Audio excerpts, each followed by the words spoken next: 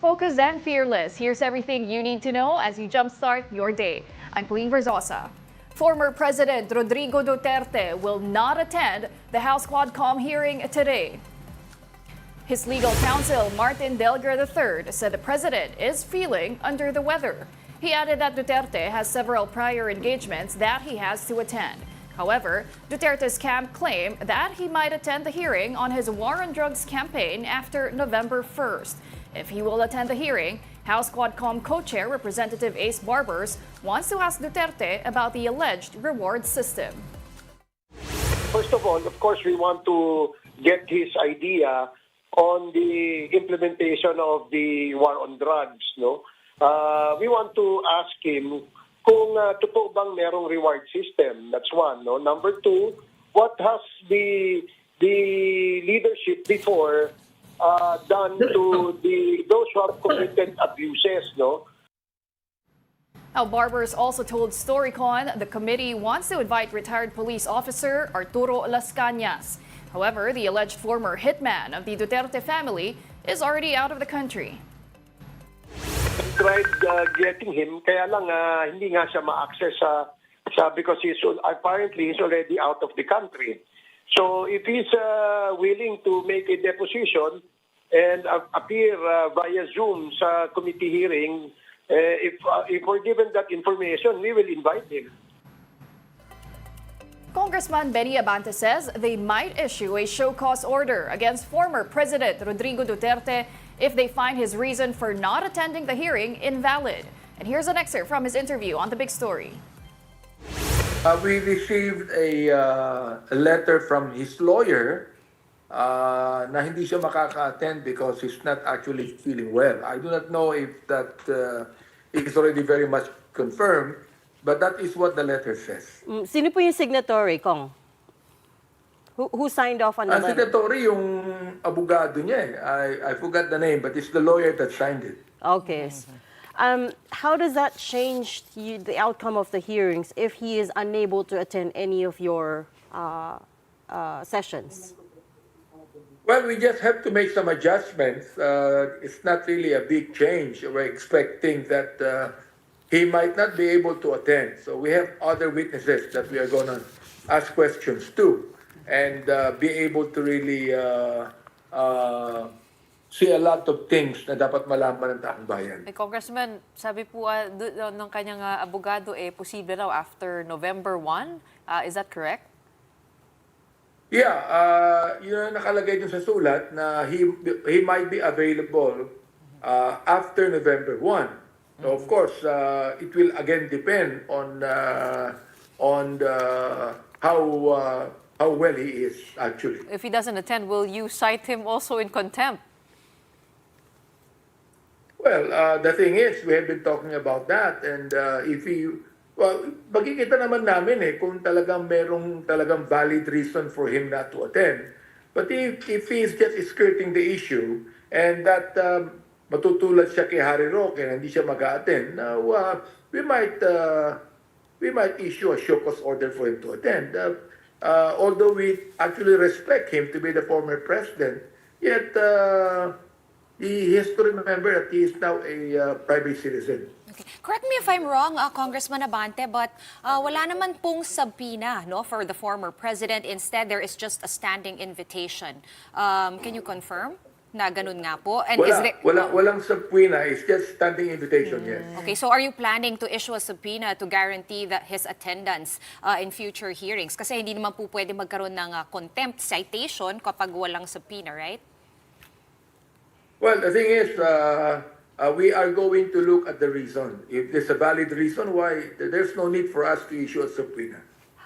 How will we know his reason is valid, though, Kong? I mean, if he says he's feeling unwell, how do we verify that? Will we say... For example, like he's not feeling well, for example, like he might go to the hospital or a doctor said, meron namang medical certificate yan.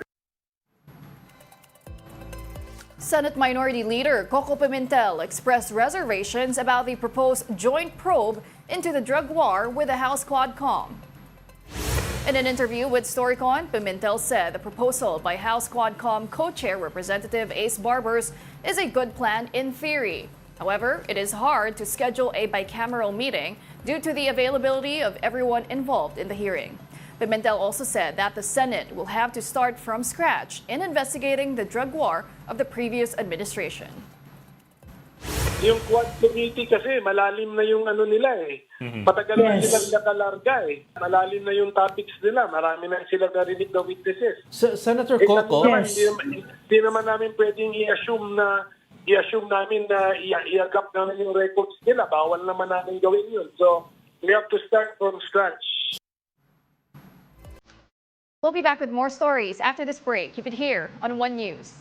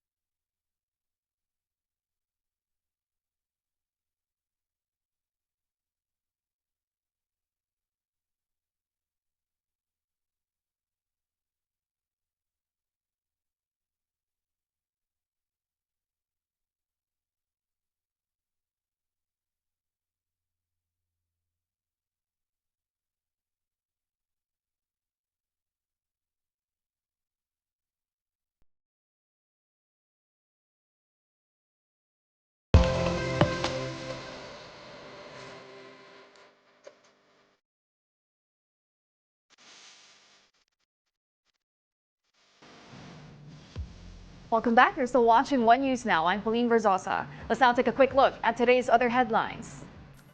In the Philippine Star, candidates in the 2025 elections cannot use the short-form video platform TikTok for their campaign. TikTok Philippines Public Policy Manager Pichi Paderna said the platform will not air political advertisements.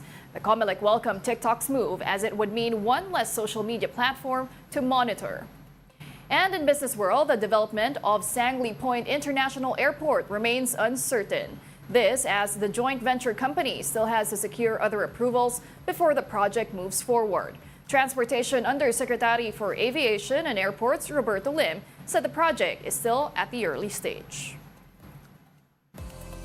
In other news, Senator Amy Marcos is still mum about Vice President Sara Duterte's statements involving her father, former President Ferdinand Marcos Sr. But her son, Ilocos Norte Governor Matthew Manotoc, expressed shock over the remarks of his mother's supposed friend. Ria Fernandez with that report.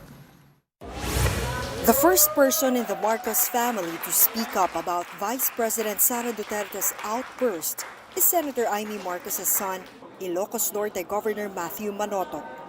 Last Friday, Duterte held a nearly 2-hour-long live-streamed press conference wherein she revealed that at one point, she threatened Amy that she will exhume and throw out to see the body of their father, Ferdinand Marcos Sr., if the political attacks don't stop. In a Facebook post today, Manotoc said that he was shocked to hear that his mother was included in the rant, considering that his mother has always been a loyal friend and supporter of the VP for many years. He also recalled a few interactions with the Vice President, whom he remembers as friendly and professional. Manotoc went on, "It's very disheartening to see her making things personal, as many say this is just politics." He ended his post with well wishes for the VP, with hope that she finds peace. Senate Minority Leader Coco Pimentel says he was just as shocked. The Senate Minority Leader, whose father, Nene Pimentel, was a known Marcos critic, thought at first the video was artificial intelligence generated. Nagulat ako, akala ko, sabi ko, AI ba ito? Hindi naman, totoo pala. So it's really unusual yung mga sinabi po ni Vice President Sara Duterte. And to me, it's strange no, na in the first place na naisip niya yun, tapos verbalize lang niya. For Deputy House Speaker Dong Gonzales, Sara Duterte crossed the line. He says if that were him in Amy's shoes, he would cut ties with her. Kung ako po si Senator Amy Marcos, sinabi sa tatay ko yun, palagay ko, hindi na po kami pwedeng magkita at mag-usap sa panahon na yun. Sasabihin ko, ibang klase na to, ibang usapan na to. Nuhukayin niya at itatapon niya, ay palagay ko napakasakit po nun. So bilang isang Kristiyano, bilang isang batang pinalaki sa maayos, palagay ko foul po yun. Justice Secretary Boying Remulla called it very disturbing and says they will study her remarks to see if she violated any code. Very disturbing for a person of her rank, second highest official of the land. The remarks are unbecoming, I think. And it does not augur well for the dignity of the office. So we have to treat the office as sacred, I mean, in many ways. And to speak that way is unbecoming. Remulla did not say the specific case they are looking at, but there's desecration of a dead body. There's also Article 353 or libel, which includes intent to dishonor the memory of a dead person. Desecrates the memory of a person, desecrates the peaceful state that he must be in, having already perished, and he disturbed the body. And there are many other moral principles that are being violated. And we're looking at the legal aspects also. We're conducting a study. Senate President Cheese Escudero likewise called her rants unbecoming of the second highest official of the land. The Vice President saying she will dig up Marcos Sr.'s remains have already made headlines overseas, including on the UK's The Guardian and Singapore's Channel News Asia. For News 5, Ria Fernandez, We Are One News.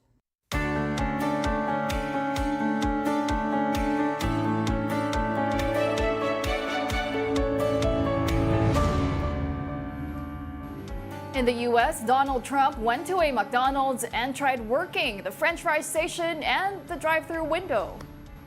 The presidential candidate said he had always wanted to work at the fast food restaurant. Trump said this was intended in part as a jab at Kamala Harris, who says she worked at the fast food chain. The former president claims that Harris never worked there, but has not provided evidence to back that up. In a town hall in Pennsylvania, Trump also wished his political rival a happy birthday. And by the way, it's her 60th birthday, so I want to wish her a happy 60th birthday. Right? No? No, happy birthday. And many more, and I mean it, so, I do mean it. And those are the top stories of the hour. Join us later at 9 a.m. as we continue to monitor the day's biggest stories. I'm Pauline Verzosa. We are One News.